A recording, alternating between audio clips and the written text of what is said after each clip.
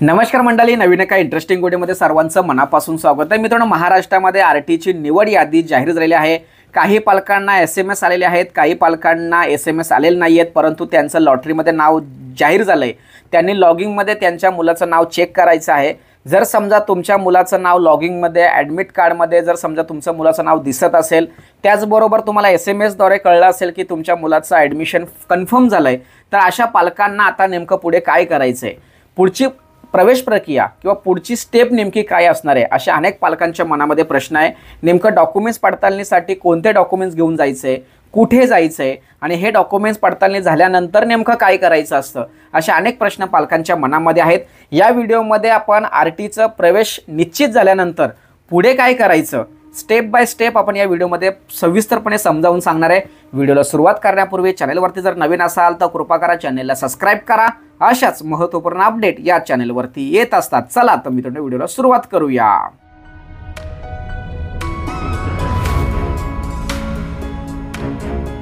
तर मित्रांनो, ज्या मुलाचा आरटीमध्ये प्रवेश निश्चित झालेला आहे अशा पालकांनी डॉक्युमेंट्स पडताळणीसाठी तुमचे डॉक्युमेंट्स गोळा करायचे आहेत। सर्वात महत्त्वाचा विषय म्हणजे ज्यावेळेस आपण आरटीचा फॉर्म भरला त्यावेळेस आपण आपल्या मुलाचा आधार कार्ड नंबर त्या ठिकाणी टाकला असेल, जन्मतारीख टाकला असेल, त्याचबरोबर तुमचा सध्या स्थितीचा जो पत्ता आहे निवासी पत्ता म्हणून आपण त्या ठिकाणी टाकला असेल आणि त्याचबरोबर आपण जातीचा उल्लेख आणि उत्पन्नाचा उल्लेख त्या ठिकाणी केला असेल।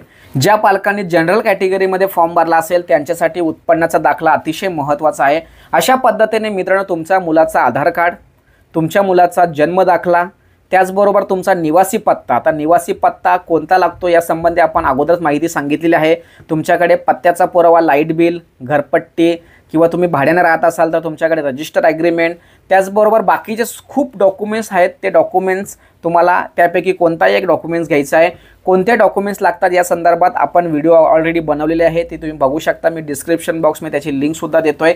त्यामुळे तुम्हाला निवासी पत्ता म्हणून तुम्हाला डॉक्युमेंट्स घ्यायचे आहे।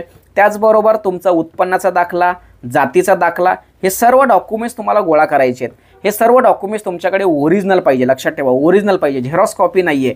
ओरिजिनल तुमच्याकडे असेल तरच तुमचं त्या ठिकाणी डॉक्युमेंट्स पडताळणी होणार आहे, अन्यथा पडताळणी होणार नाही। हे सर्व डॉक्युमेंट्स गोळा केल्यानंतर त्या मुलाचा ID आणि पासवर्ड टाकून वेबसाईटवर एक ॲडमिट कार्ड म्हणून जनरेट झालेला असेल, तो ॲडमिट कार्ड तुम्हाला डाउनलोड करायचे, त्याची प्रिंट मारायची। कदाचित ॲडमिट कार्ड त्या ठिकाणी मिळणार नाही, काही लोकांना त्या ठिकाणी डाउनलोड करण्याची व्यवस्था असेल, काही लोकांचं दिसत नसेल, काही घाबरण्याची गरज नाही आहे। जर समजा तुम्हाला ॲडमिट कार्ड जर दिसत नसेल तर तुमचं जे शिक्षण विभाग आहे किंवा पंचायत समिती, ग्रामीण भागामध्ये तालुका स्तरावरती पंचायत समिती असतात, त्या ठिकाणी शिक्षण विभाग असतो, त्या ठिकाणी तुम्हाला हे डॉक्युमेंट्स पडताळणी करायचे आहेत। आणि शहरामध्ये जे शिक्षण विभाग असतो जिल्हा लेवलला, तर त्या ठिकाणी तुम्हाला जाऊन तुमचे डॉक्युमेंट्स पडताळणी करायचे आहेत। तर हे सर्व डॉक्युमेंट्स त्या ठिकाणी घेऊन जायचे आहे। परंतु मित्रांनो, हे सर्व डॉक्युमेंट्स घेऊन जात असताना एक महत्त्वाचा डॉक्युमेंट्स म्हणजे तुमचं हमीपत्र। एक हमीपत्र, मी स्क्रीनवरती हमीपत्राचा फोटो दाखवतोय आणि याची PDF मी डिस्क्रिप्शन बॉक्समध्ये सुद्धा देतोय, त्यावरती क्लिक करून तुम्ही ती PDF डाउनलोड करायची, ती प्रॉपर भरायची। आणि त्यामध्ये काय सांगितलं आहे की बाबा मी आरटीचं जी माहिती ऑनलाईन भरली होती त्याच ऑनलाईनच्या माहितीच्या आधारावरतीच मी डॉक्युमेंट्ससुद्धा या ठिकाणी सादर करत आहे आणि सदर डॉक्युमेंट्स, सदर माहिती ही खरी आहे। जर चुकीचं आढळल्यास मला कोणत्याही प्रकारची शिक्षा जरी झाली तरी मी त्या शिक्षेस पात्र असणार आहे आणि हे जे काही माहिती मी सादर केलेली आहे ही खरी आहे, असं एक हमीपत्र आहे आणि ते हमीपत्र व्यवस्थित भरायचं आहे आणि ते सुद्धा तुम्हाला डॉक्युमेंट्स पडताळणीसाठी घेऊन जायचं आहे।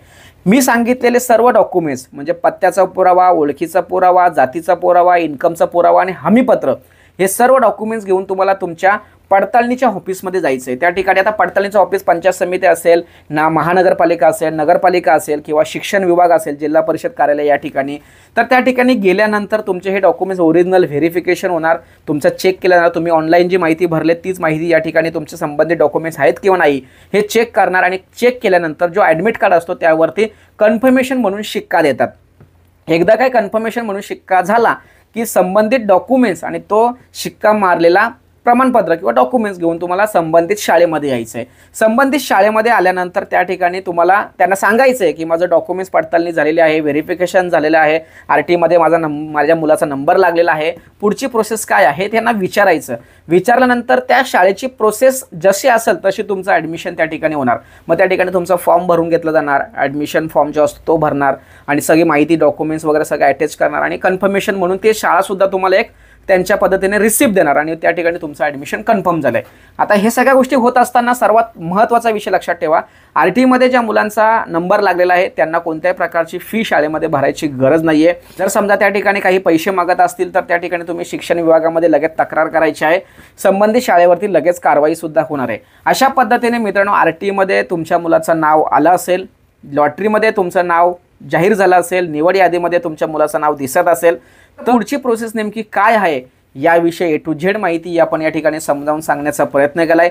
सदर व्हिडिओ सदर माहिती महाराष्ट्रातील सर्व RTच्या पालकांसाठी अतिशय महत्त्वाची असल्या कारणाने आणि आत्तापर्यंत मी सांगितलेली माहिती तुम्हाला उपयुक्त वाटत असेल तर व्हिडिओला लाईक करा.